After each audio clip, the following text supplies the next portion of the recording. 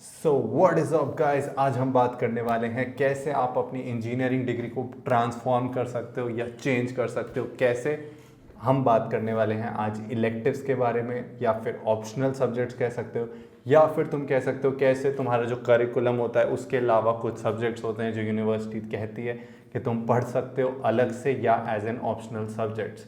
तो आज हम उस बारे में बात करेंगे एंड बताएंगे क्या क्या ज़रूरी है, क्या क्या इंपॉर्टेंट है इलेक्टिव्स चूज़ करते हुए, कौन से इलेक्टिव्स लेने चाहिए, किस में ज़्यादा मार्क्स स्कोरिंग, किस में फ़ायदा ज़्यादा है, किस में तुम्हारी इंजीनियरिंग ज़्यादा फ्रूटफुल रहेगी। तो फिर बिना किसी देरी के इस वीडियो को शुरू करते हैं एंड काफ़ी सारी इन्फॉर्मेशन मिलने वाली है इस वीडियो में आपको। तो लाइक करके ज़रूर जाना, इस वीडियो को शेयर ज़रूर कर देना अपने दोस्तों के साथ जिनको भी इलेक्टिव्स एंड ऑप्शनल सब्जेक्ट का डाउट आ रहा है, एंड सब्सक्राइब जरूर कर देना इस चैनल को। तो चलो शुरू करते हैं वीडियो को।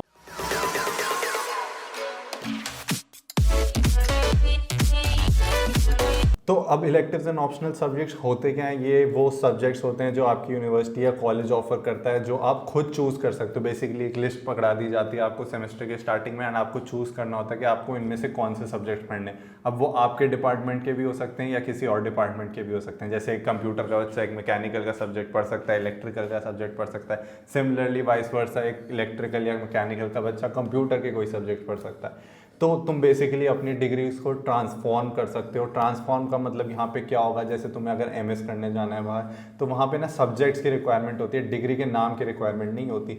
तो बेसिकली वो तुमसे पूछेंगे क्या तुमने मैथ्स के 4 कोर्सेज करे हैं, क्या तुमने कंप्यूटर के 8 कोर्सेज करे हैं, क्या नहीं।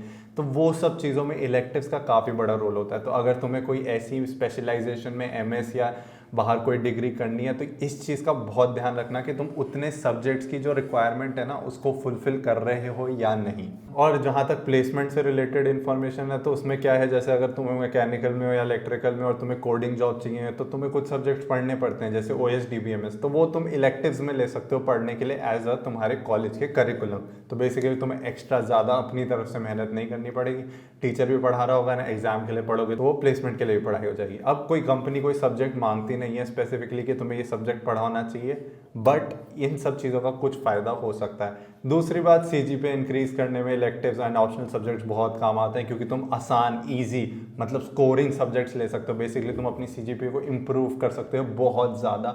एक ऐसा सब्जेक्ट लेके जो तुम्हें मज़ा आता है पढ़ने में, या जिसे पढ़ने की ज़रूरत ही नहीं है, तुम बिना पढ़े पेपर दे के फुल ला सकते हो।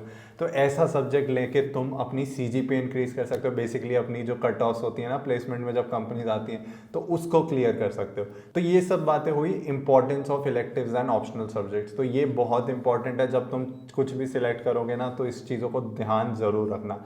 बाकी अब कॉलेजेस कुछ मूक्स भी अलाउ कर रहे हैं, बेसिकली ऑनलाइन कोर्सेज के ग्रेड लगने वाले हैं। कुछ रिसर्च वर्क को अलाउ कर रहे हैं, कुछ एंटरप्रेन्योरशिप करिकुलम को एक एज अ सब्जेक्ट ले सकते हो तुम।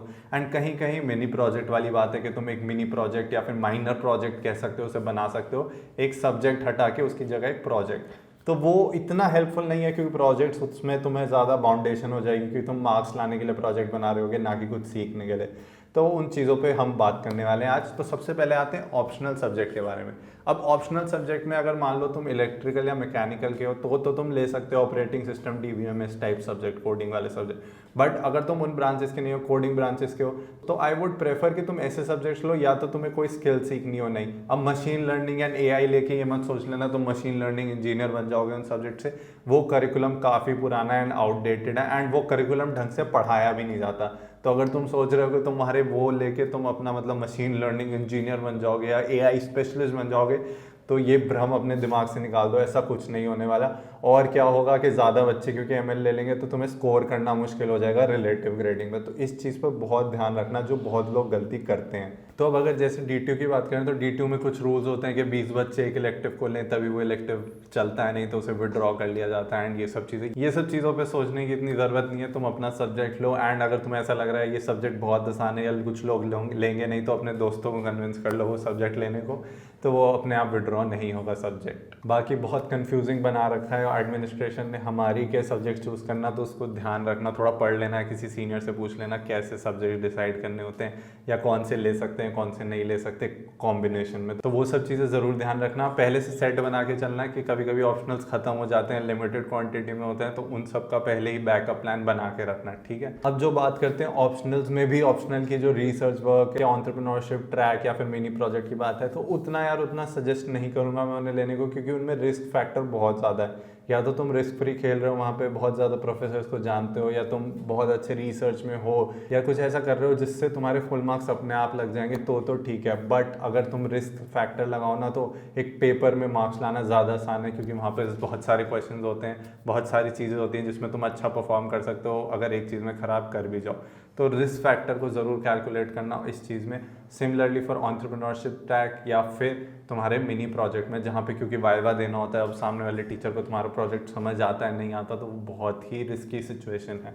बट अगर आते हैं हम मूक्स के बारे में, तो मूक्स तो बहुत आसान है। मूक्स में कुछ नहीं करना होता है, ऑनलाइन कोर्स देना होता है एंड अपने आप तुम्हारी 9 CGPA उस सब्जेक्ट में लग जाती है। तो उससे आसान तो कोई चीज़ ही नहीं उसमें।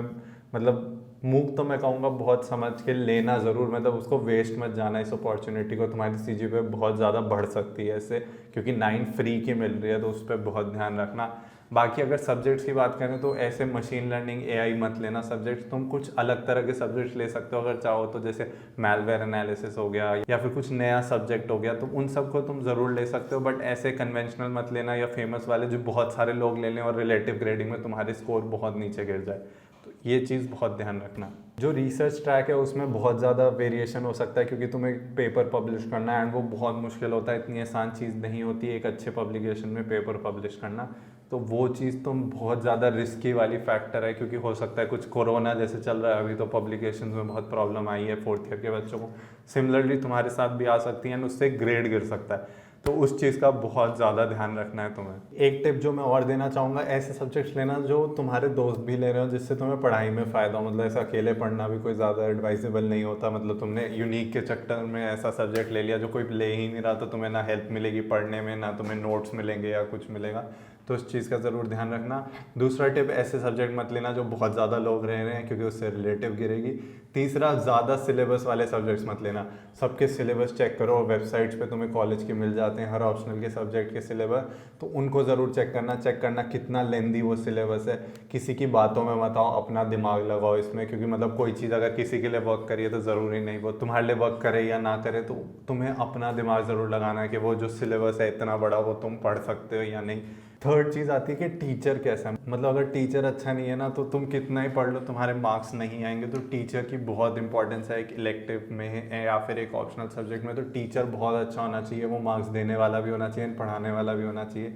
मैंने बहुत बार झेला है ख़राब टीचर की वजह से पूरे इलेक्टिव का CGPA डाउन हो जाती है, तो वो चीज़ का बहुत ध्यान रखना है तुम्हें। तो यार ये सब चीज़ों को ध्यान में रखो एंड अपने आप जो भी तुम इलेक्टिव लोगे उसमें अच्छा परफॉर्म करोगे ही करोगे। इलेक्टिव्स बहुत चिल होते हैं, टीचर्स भी थोड़ा हेल्प करते हैं तुम्हारी, कोई दूसरे डिपार्टमेंट के बच्चे होते हैं, तो उसमें तुम्हें टेंशन लेने की ज़रूरत नहीं है कि मुश्किल होगा या आसान होगा।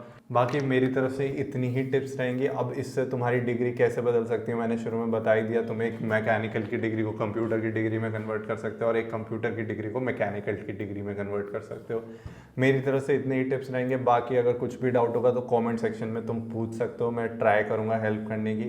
एंड ये जितनी भी इन्फॉर्मेशन है अगर तुम्हें अच्छी लगे तो लाइक कर देना इस वीडियो का एंड शेयर करना अपने दोस्तों के साथ, जिससे उन्हें भी थोड़ा बहुत ज्ञान मिल जाए। एंड मैं मिलूंगा तुम्हें एक नेक्स्ट वीडियो में बहुत सारी इन्फॉर्मेशन के साथ एंड बहुत सारी नई चीज़ों के बाद। तब तक के लिए आप सब्सक्राइब कर देना मेरे चैनल को, लाइक शेयर सब्सक्राइब मैं बोल ही चुका हूँ कई बार। And till then stay safe, stay at home and get safe.